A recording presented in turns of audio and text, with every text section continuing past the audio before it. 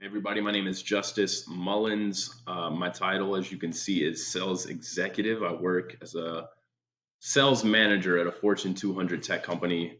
And today I'm going to make this quick video. I received some questions from a student at my alma mater, Georgia State University, and wanted to provide a very rich answer. I didn't want to just text up an answer or send back an email.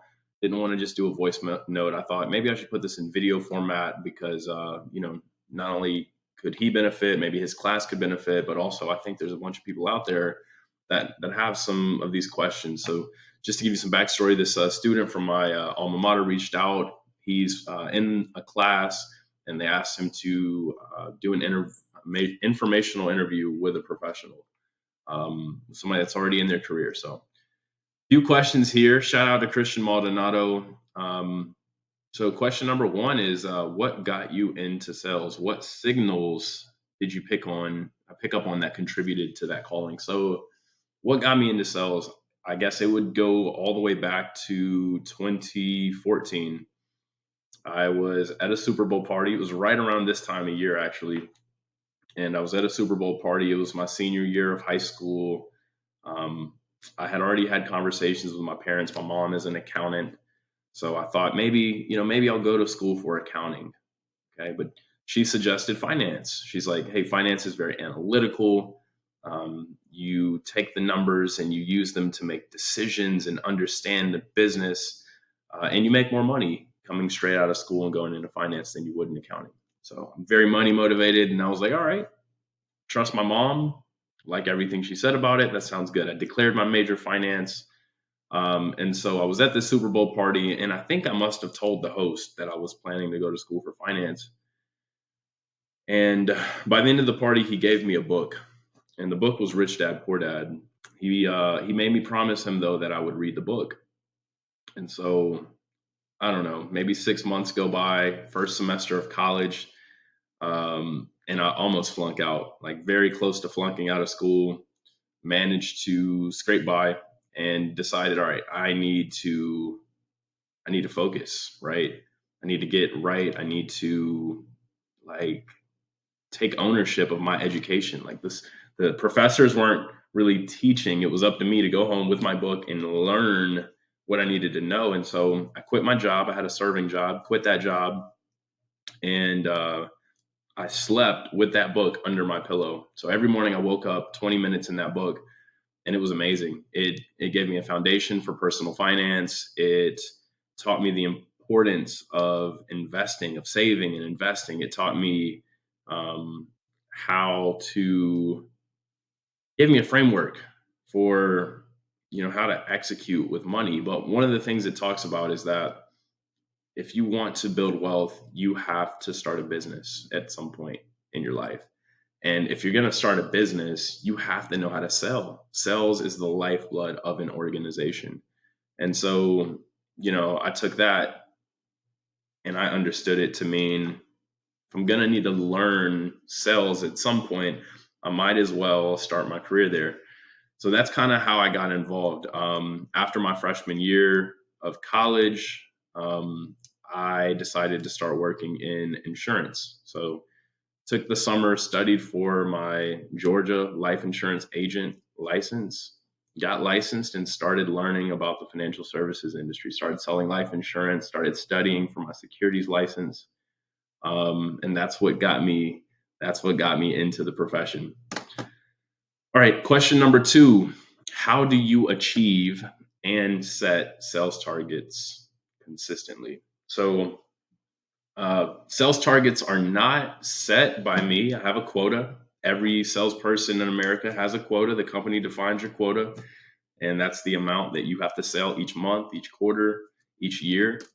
We kind of take quarterly quota on a month-to-month basis. So, that's that. This year, my quota or my team's quota happens to be $855,000. So that is the amount of annual revenue we're expected to close this fiscal year.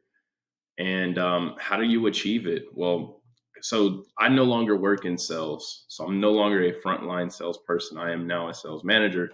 And so I achieve my quota by, going out and hiring really good people and then training and motivating them to go out and want to win.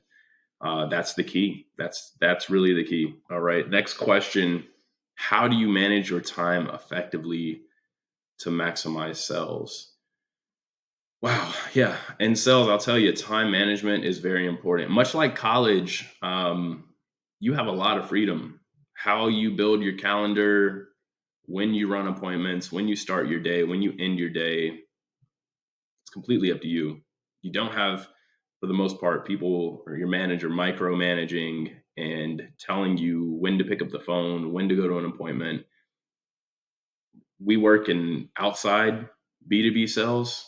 And so many times we're not even in the office. We might start our day at a client's place of business. And so, you know, my reps, like a lot of times I don't even know where my reps are. My manager, my VP, she doesn't know where I am on a day to day. So it's completely up to me to stay organized inside of my Outlook calendar.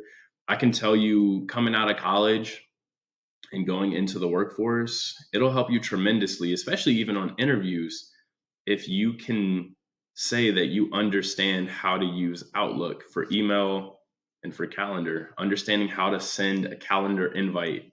Just leverage the calendar as things come up, right? Like something comes up, it's 2 weeks away. Okay, I'm going to stop everything I'm doing and I'm going to put it in my calendar.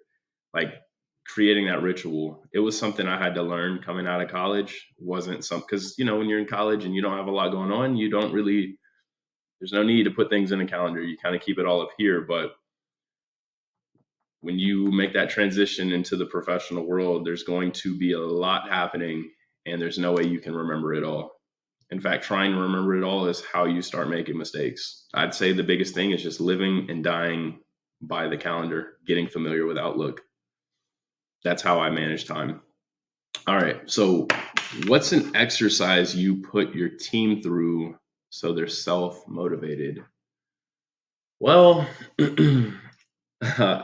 we motivate in a couple of ways. So, the first one I would say is through weekly planning sessions. So, every single week, I have a scheduled recurring time with each member of my team. And it's 30 minutes right now. We're actually transitioning this week to an hour long planning session. And during that time, we look at the numbers. We dive in. Hey, do you know what your quota is? And if they don't, I make sure they know where to go find it. I make sure they know exactly how many dollars, exactly how many units or how many new businesses they need to find for the month and for the quarter. So I keep their numbers top of mind for them. Next thing is I talk to them about their goals, and I keep it organized on a OneNote. And so if we connect in January, I'll jot down what they told me their goals were. And then in a month, we'll revisit those goals and we'll see. And these are professional goals, but also personal goals, because the work we do day to day should be feeding their personal goals, right? We want to, hit our quota and qualify for bonuses and incentives so that we can take this money and go do something personally. So I keep them very locked in, very, very honed in on what their goals are. And then the second way that I motivate and keep them motivated is through team meetings. So every single week we have a team meeting on Friday mornings, and we highlight the performance. We highlight positive, we give positive reinforcement to the activity that and the behavior we want to see. So all of the people on my team that have sales in a given week, they get highlighted, right? They have an entire slide that pops up with their face. We all, give them a round of applause, and it feels good to get that kind of recognition. All right. So next question: can you share a success story within sales and what you learned from it? Success story. There's a lot of success stories. I could talk about my own, coming straight out of college. My goal was to make a lot of money. I majored in finance, and I wanted to get out and get straight to work. And I wanted the quickest path to $100,000 W-2 as I could find. And, the last 2 years of my degree, I worked selling cars. So I worked in the car business. So I already had sales experience, but I didn't have finance or accounting experience. And so when I was applying for accounting and finance roles, like it was tough. I had to jump through many hoops. I would get grilled on interviews. They really wanted to make sure that I had the knowledge, and I really didn't have experience with Excel, and so it made it difficult. On the flip side, like sales interviews were very easy to me. I've been doing it for by that time, by graduation, like 3 years in two different industries. And so my success was graduating, coming into my company, and then killing it. Within my first 12 months, I made over $100,000. I was able to buy my first house by 25. So I would say that would be a personal success. And then working in sales, we are accumulating success stories every single day. Every time we work with a prospect, that because we work with small businesses, helping them, with the software needed to pay their employees and stay in compliance. So every time we're able to help a new client implement our payroll software, we are accumulating success stories. We're helping small businesses, abide by the law and prevent legal and compliance issues down the road. Issues that could potentially put them out of business. If you get a payroll tax audit, that could be devastating to your small business. So, yeah, but I mean, some bigger, a specific success story. So we sell payroll systems, and then we also sell benefits packages like health insurance, retirement plans. Recently, we had a small business come to us. Her current provider is going to stop offering payroll as a service. So she came to us about payroll, but we started asking her questions about her benefits, like her health insurance and her 401k. So we sat down and we did an analysis with her of her 401k plan. And what's interesting is that a lot of small businesses, when they receive the invoice for their 401k plan, what they're shown is just the hard dollar cost. And in this case, it was, $2,000-$3,000 for the year. But what they don't see a lot of times, unless they are trained to look for it, are these asset-based fees.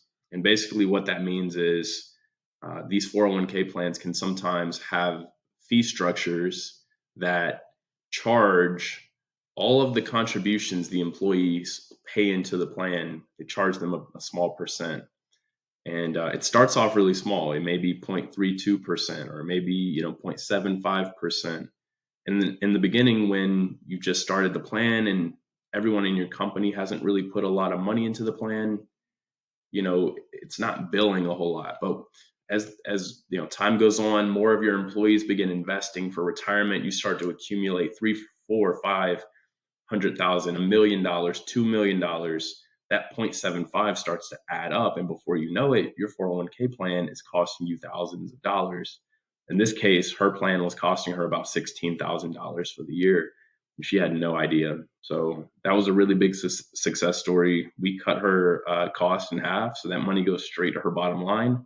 That's more profit for a small business. So a couple of success stories there. I hope this was helpful. Hey, I'm a big networker. I've got my LinkedIn page pulled up here. If you've got questions about breaking into a sales career, or like how to level up, maybe you're already in sales, happy to help.